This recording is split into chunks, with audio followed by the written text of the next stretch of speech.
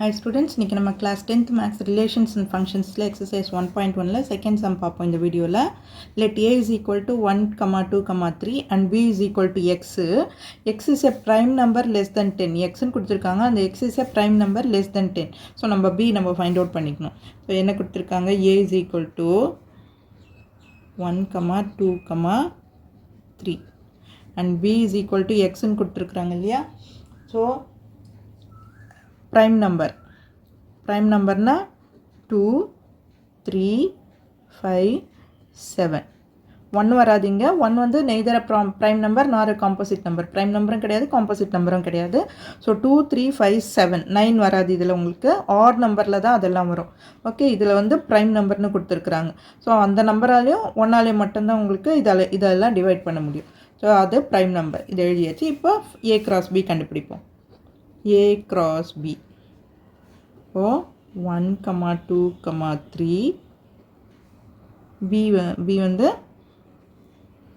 2, 3, 5, 7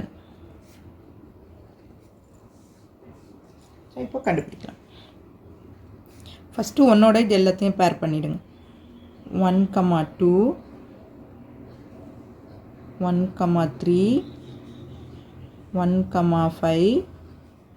1, 7 நான் இங்கே கீழே எழுதிக்கிறேன் உங்களுக்கு அப்புறம் 2, 2 2, 2 3 2, 5 2, 7 அடுத்தது 3, 2 3, 3 3, 5 3, 7 இங்கே ஸ்டார்ட் பண்ணி இங்கே முடிச்சிடுங்க ஓகே அடுத்து b cross a கண்டுபிடிக்கணும் b cross a b என்ன இருக்கு 2 3 5 7 cross a வந்து 1 2 3 அகைன் அதே மாதிரி தான் 2, 1 2, 2 2, 3 அடுத்தது 3, 1 3, 2 3, 3 அடுத்தது 5, 1 5, 2 5, 3 ஓகே அடுத்தது 7, 1 7, 2 7, 3 ஸோ இதுதான் b cross